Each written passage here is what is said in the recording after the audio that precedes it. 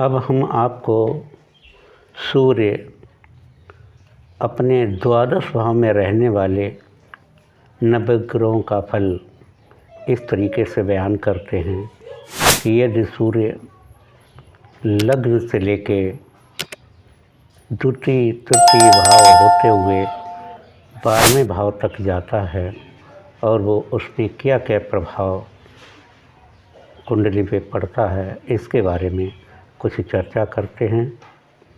ये हम देव astro point के एस्ट्रोलॉजी चैनल के माध्यम से विष्णुदेव आपसे कुछ सूर्य के बारे में बताना चाह रहे हैं। यदि सूर्य लग्न प्रथम भाव में सूर्य हो तो जातक बहुत स्वाभिमानी होता है, चंचल प्रकृति होता है, कृशदेही होता है, प्रवासी, उन्नत नासिका, विशाल ललाट वाला, पित्त वात रोगी, शूरवीर, अस्थिर संपत्ति वाला एवं अल्पकेशी होता है। ये सारे लक्षण सूर्य के प्रथम भाव में होने पर पाए जाते हैं। यदि सूर्य प्रथम भाव में होता है तो उसकी पहचान अक्सर देखी गई है कि उनके सर पर बालों की संख्या बहुत कम हो जाती है। इसी तरीके से और भी पहचाने हैं, फिर भी हम सूर्य के द्वितीय भाव में होने पर क्या परिणाम सामने आते हैं उस बारे में चर्चा करते हैं।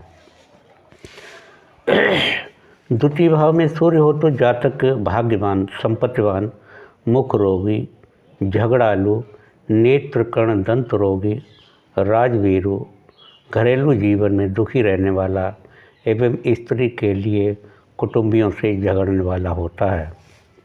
ये लक्षण हमें सूर्य के द्वितीय भाव में उपस्थित होने पर पाए जाते हैं। अब सूर्य के तृतीय भाव में होने से जातक पर क्या परिणाम सामने आते हैं, इस बारे में चर्चा करते हैं। तृतीय भाव में सूर्य हो तो जातक सरकार से सम्मान प्राप्त करता है, कभी बन सकता है, भाई और संबंधियों के कारण दुखी हो सकता है, पराक्रमी, प्रतापशाली, लब्ध प्रतिष्ठावान एवं बलवान होता है। ऐसा लक्षण सूर्य के तृतीय भाव में होने पर पाए जाते हैं। सूर्य के चतुर्थ भाव में होने पर जातक पर क्या प्रभाव पड़ते हैं उस बारे में चर्चा करते हैं। जिसके कुंडली के चतुर्थ भाव में सूर्य होता है तो जातक परम सुंदर, कठोर, पितृधन नाशक, चिंताग्रस्त, भाइयों से वैर करने वाला, गुप्त विद्या प्रिय एवं वाहन सुखहीन होता है। ऐसा लक्षण सूर्य के चौथे स्थान में होने पर पाया जाता है। वैसे चौथे स्थान में सूर्य के होने से उसका संबंध सरकार से भी पाया जाता है। अब हम आपको सूर्य के पंचम भाव में होने पर क्या कुंडली पर प्रभाव पड़ता है इसके बारे में बताते हैं। पंचम भाव में सूर्य हो तो जातक अल्प संततिवान, बुद्धिमान, सदाचारी, रोगी, दुखी एवं शीघ्र क्रोधी एवं वंचक होता है।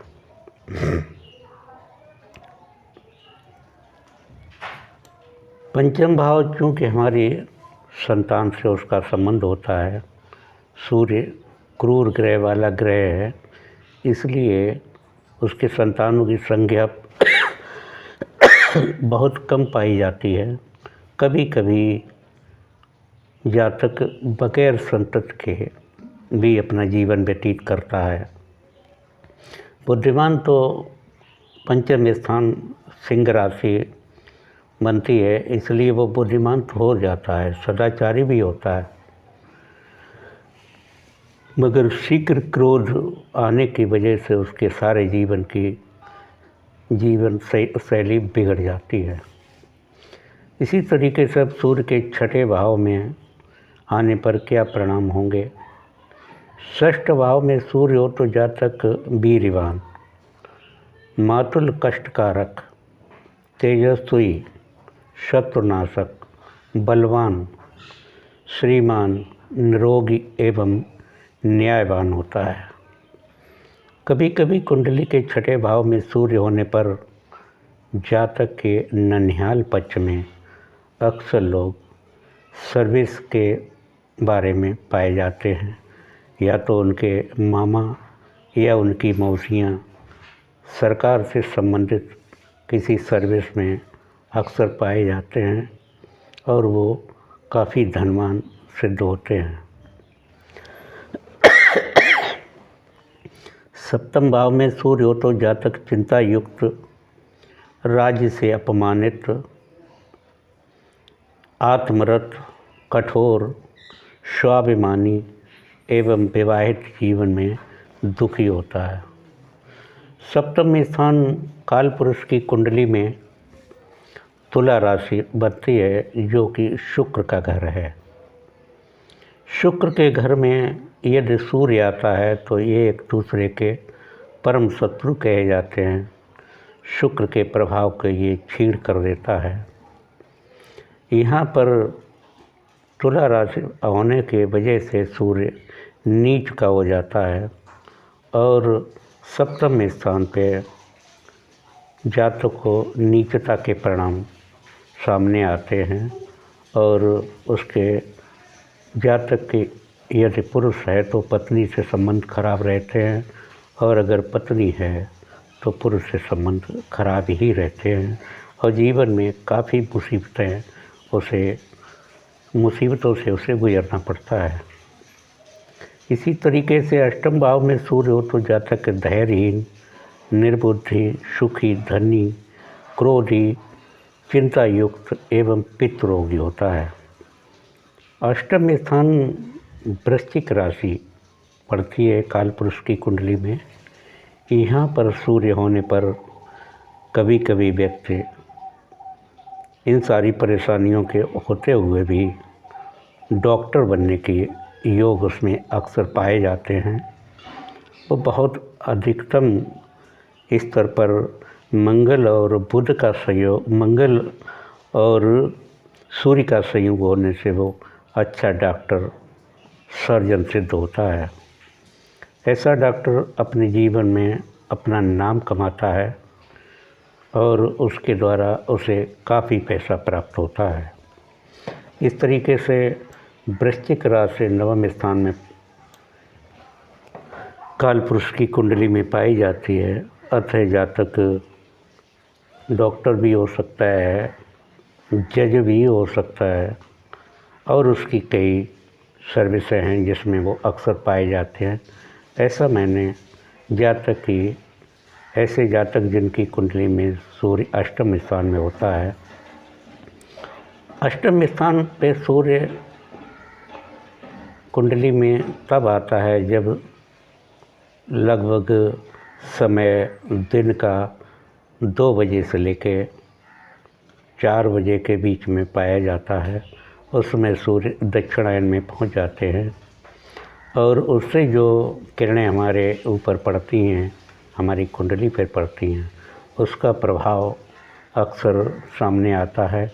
ऐसे पुरुषों के संतानों की संख्या, चूँकि सूर्य पंचम स्थान का स्वामी, सिंह राशि का स्वामी होने से उसे संतानों की संख्या से भी काफ़ी परेशानी से गुजरना पड़ता है। उसकी अक्सर संतानें एक्सपायर होते देखी गई हैं।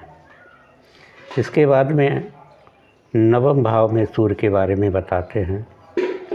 नवम भाव में सूर्य हो तो जातक साहसी, ज्योतिषी, नेता, सदाचारी, तपस्वी, योगी, वाहन सुख प्राप्त करने वाला, भृत्य सुख एवं पिता के लिए अशुभ होता है। नवम भाव चूँकि हमारी कुंडली में पिता का भाव होता है, इससे हम अपने पिता के बारे में जानते हैं।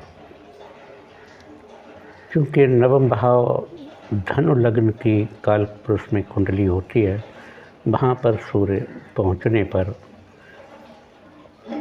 उसका पिता काफ़ी तेजस्वी होता है, इसलिए जातक से उसके संबंध काफ़ी मैच नहीं खाते हैं। पिता के तेजस्वी होने पर जातक अपने उस प्रभाव से छीड़ पड़ जाता है और उसे पिता से कटुता जैसे शैली से गुजरना पड़ता है। इसके बाद में 10वें भाव में सूर्य के बारे में बताते हैं। 10वें भाव में सूर्य हो तो जातक प्रतापी, व्यवसाय कुशल, राज्यमान, लब्ध प्रतिष्ठा, राज्य मंत्री, उदार, ऐश्वर्य संपन्न एवं लोकमान होता है। 10वां भाव कालपुरुष की कुंडली में हमें मकर राशि को दिखाती है। ये मकर राशि जातक की कुंडली में कर्म के बारे में सारी व्यथाओं को सामने रखती है कि उसका कर्म किस प्रकार का होगा, वो किस टाइप के कार्यकर्ता होगा।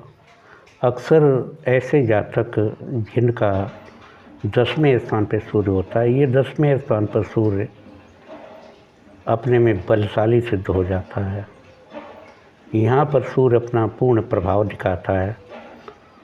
वैसे तो ये शनि का घर है, जो अगर उसकी कुंडली में शनि अच्छा है तो उसका सूर्य काफ़ी तेजस्वी सिद्ध होता है और वो व्यक्ति सरकारी सर्विसों में अच्छा योग दिखाने में समर्थ होता है।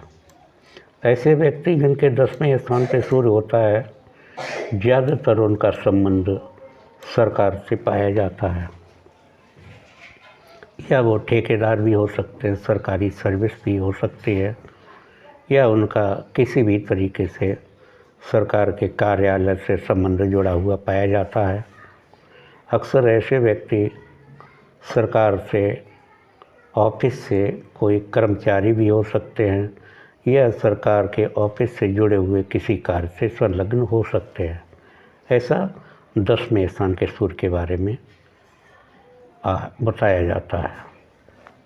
अब इसके बाद में सूर्य के 11वें भाव में होने पर क्या प्रभाव पड़ता है, इसके बारे में बताते हैं। यदि कुंडली में सूर्य 11वें स्थान पे हो, ये भी कालपुरुष की कुंडली में कुंभ राशि शनि का ही घर है, जो कि 10वें से दूसरा भाव होने से जातक अपनी इच्छाओं की पूर्ति सूर्य के माध्यम से प्राप्त करता है, या तो उसके पिता के माध्यम से सारी इच्छाएं पूर्ण हो जाती हैं, या सरकार के माध्यम से भी अपनी इच्छाओं को पूर्ण करता है। यदि 11वें भाव में सूर्य किसी स्त्री जातक की कुंडली में हो तो उससे पिता से काफ़ी मधुर संबंध रहते हैं। पिता उसे बहुत लाड प्यार करता है और वो व्यक्ति या वो जातिका काफ़ी धनवान बन जाती है। ऐसा व्यक्ति काफ़ी बलवान भी होता है, सुखी होता है, स्वाभिमानी भी, क्योंकि सूर्य स्वाभिमान का कारक के 11वां स्थान इच्छा पूर्ति का है। यहाँ पर होने पर सूर्य काफ़ी स्वाभिमानी बना देता है और तपस्वी भी हो सकता है, मितभाषी, थोड़ी भाषा बात करने वाला, सदाचारी, योगी, अल्प संतति वाला एवं उदर रोगी होता है। पंचम स्थान पर दृष्टि पड़ने की वजह से, पंचम स्थान हमारे उदर से संबंधित है, इसलिए वो उदर रोगी होता है। और पंचम स्थान संतान का होने की वजह से उसे संतानों की संख्या कम पाई जाती है। अक्सर ऐसे व्यक्तियों को केवल एक संतान का पिता होते पाया गया है। इसी तरीके से कुंडली में 12वें भाव में सूर्य के बारे में जो जानकारी प्राप्त होती है उसके बारे में हम आपको बताते हैं। यदि किसी की कुंडली में सूर्य 12वें भाव में हो, 12वां भाव हमारे बाएं नेत्र के बारे में भी सूचनाएं देता है। चूँकि चंद्रमा और सूर्य ये ज्योति के कारक हैं, वाम नेत्र हमारा 12वें भाव के होने की वजह से, वहाँ पर सूर्य होने की वजह से उसके बाएं नेत्र की रोशनी अक्सर खराब पाई जाती है और वो मस्तिष्क का रोगी भी बन जाता है। 12वां स्थान शयन कक्ष का है और उसकी आत्मा आलसी, उदासीन हो जाती है। 12वां स्थान विदेश का भी है, इसलिए अक्सर उसकी आत्मा, उसका प्रेम, उसका जीवन का निवास परदेशवास बन जाता है। ऐसा व्यक्ति मित्र का द्वेषी भी पाया जाता है एवं उसका शरीर क्रस होता है। इस तरीके से पहले भाव से लेके 12वें भाव तक हमने जो सूर्य की व्याख्या की है, इसमें जो भी बातें सामने आती हैं उसके बारे में हमने सूक्ष्म तरीके से आपको बताने की कोशिश की है। अगले वीडियो में हम आपको चंद्रमा के विषय में चर्चा करेंगे। तब तक के लिए नमस्कार।